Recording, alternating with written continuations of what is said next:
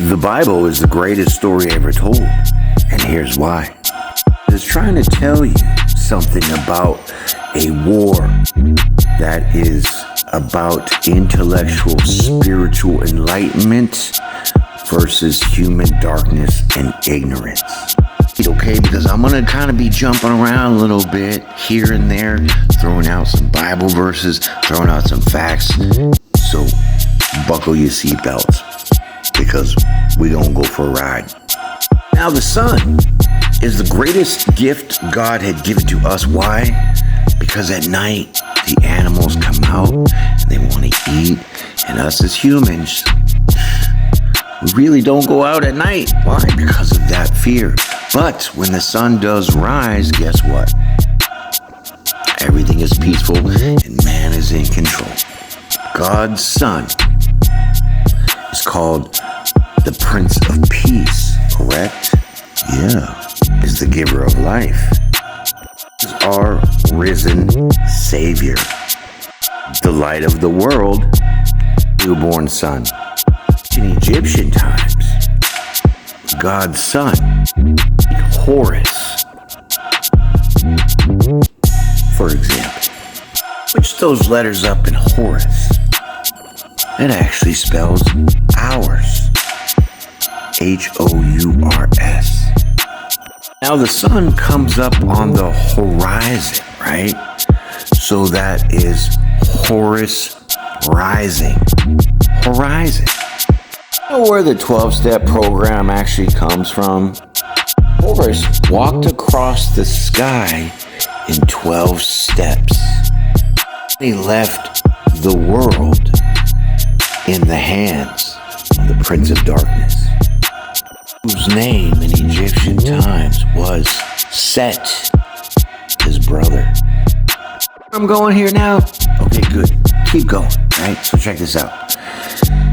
Ancient Greek word Horus is Iesous. Iesous.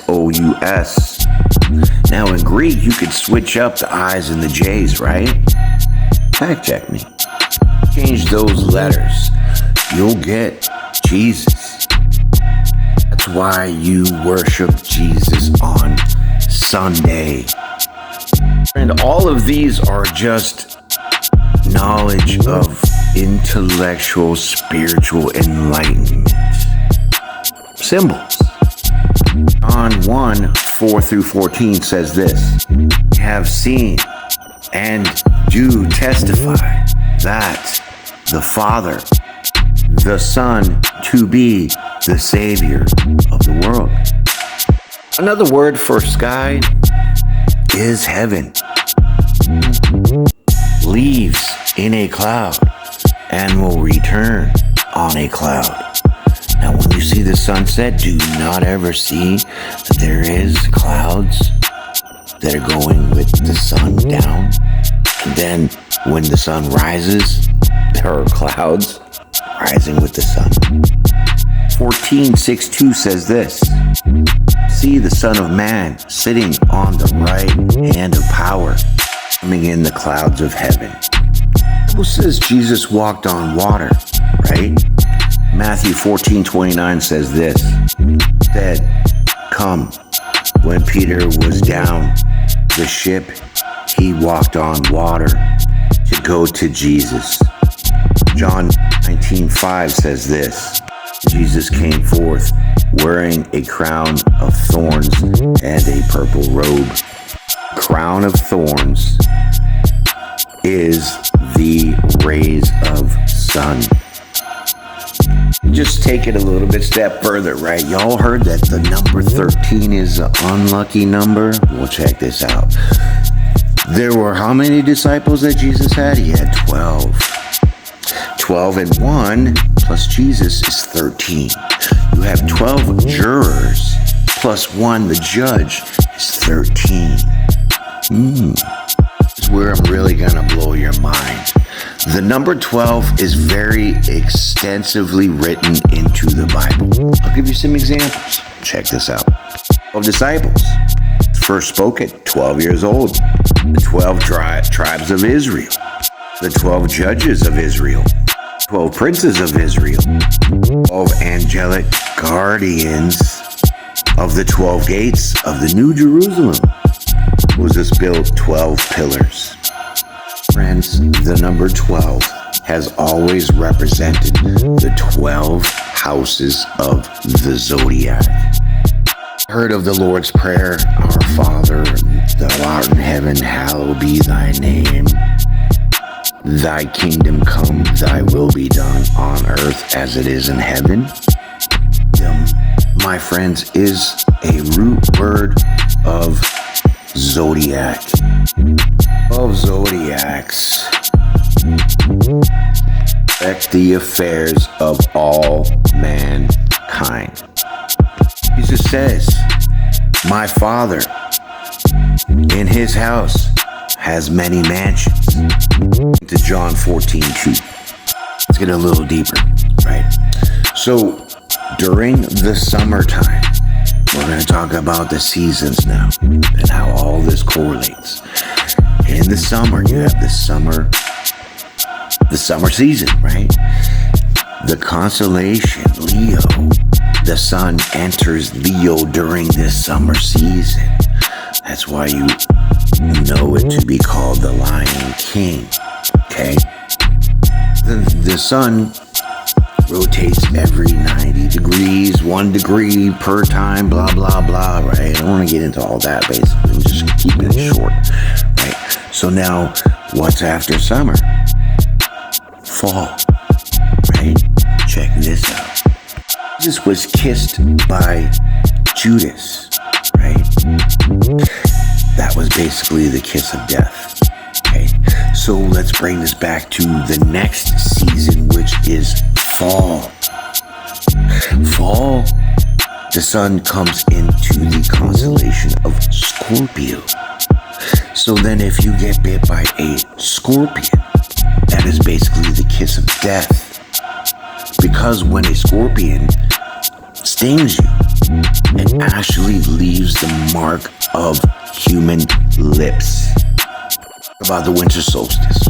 Okay, the winter solstice is when the sun is at its lowest point in the southern hemisphere. Right? Right. Therefore, the sun, in 3 days before the winter solstice, December 22nd, December 23rd, December 24th, the sun does not move a single degree from those 3 days, representing the death. Because winter is death, because in the northern hemisphere, when it's wintertime, nothing is alive. My friends, on December 25th, the sun now starts to rise, going back northward 1 degree. Hence, the sun has now been born again, because it's starting to now move back from the southern hemisphere back to the northern hemisphere. This is the exact reason why we celebrate Jesus' birthday on December 25th, because he has risen, he has been born again.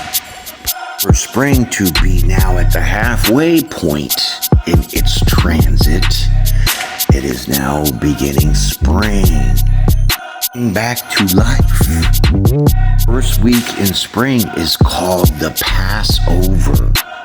Spring, the sun enters the constellation Virgo, hence being born of a virgin. Because why? In the springtime, everything grows, everything becomes anew, born again. It is divided into 4 ways, different 4 sections, 4 seasons. That's why we have the 4 Gospels, Matthew, Mark, Luke, and John. Are really the 4 seasons. Sure, you've all seen the symbol of the cross with a circle around it, right?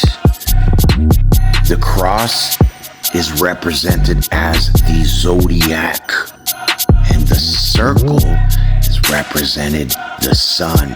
Therefore, the sun crosses the zodiac signs, the seasons. Sun dies on the cross of the zodiac.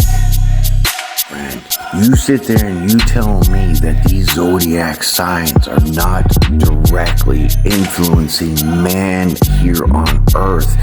It does. You know why? Because every zodiac sign has a characteristical trait of a personality that you embody under that zodiac sign.